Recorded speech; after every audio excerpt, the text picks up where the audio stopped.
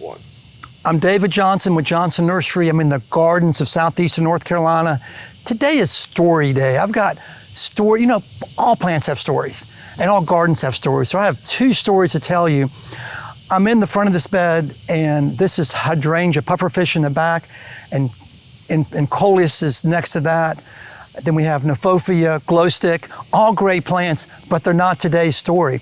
Today's story is on this little fella down here. This is Stachys Helen von Stein, the lamb's ear.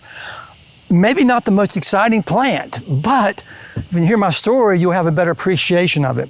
This plant, these exact plants were planted in our annual garden about 3 years ago.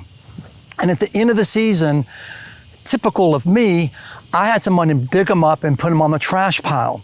Well, Karen Root, our horticulturist, was horrified. She's like, why are you throwing these plants away? I said, Karen, for one, it's lamb's ear. I mean, these plants are not that expensive. We have plenty of them. And she said, no. So Karen picked them off my trash pile and planted them throughout the gardens. And they have been one of the showcase plants ever since. So since we planted these, lamb's ear has been a great introduction to the gardens. It's amazing how many people walk in, see this plant, they love the name, they love the texture, they love the way it looks, and of course it's a great story about a plant that I never thought was all that great, but it is. All right, so now we're going to go to an even more interesting story, in my opinion. We're going to head back here to a plant called a weeping hackberry. I'm now standing in front of a weeping hackberry, which is a plant with a great story.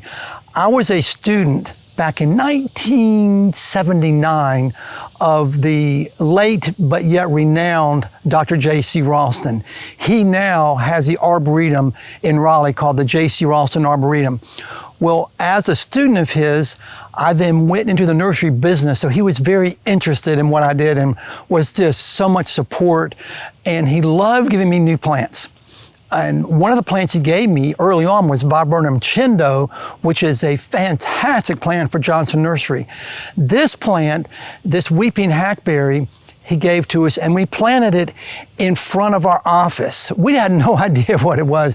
We just put it in the ground. Well, it quickly outgrew its space, and to be honest, it was kind of ugly. So we dug it up and threw it on the trash pile. I guess I'm going to be known for the guy who throws plants away.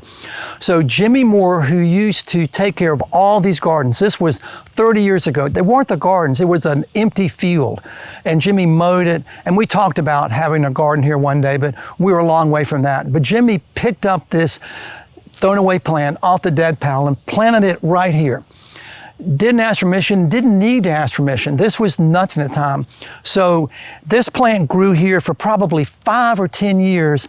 And over the time, quite honestly, it just got uglier. It got bigger and more sprawling and ugly, but Jimmy loved it, and I saw some value in it. Well, unfortunately, we lost Jimmy to cancer. Maybe 15 years ago. I don't have the exact date here. All these things are on a plaque. But shortly after that, we started looking at this tree, this monster, and we noted that it really had some cool characteristics. So we hired Bartlett Tree Company out of Wilmington to come in here, and they pruned it. They took all the interior branches out. They really knew what they were doing. Did a great job of pruning it, and suddenly we had a specimen.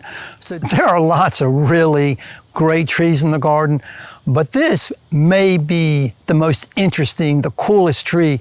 From the outside, it's spectacular, but look at this thing from the inside. That's the best way to view it. So walk in here with me. Let's just take a look at this thing. It is, it's amazing. In my opinion, at this point, I should just be quiet and let you look at it. Great place to come sit and think and look above. For Christmas, every branch of this is lit for the Southern Lights.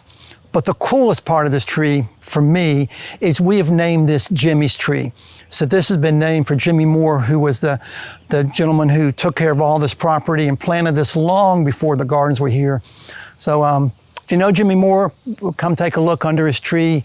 If you don't know him, when you sit here and think about it, just know that there were people long before us that did things that at the time made no sense, but turned into great specimens. Hope to see you here. Thank you.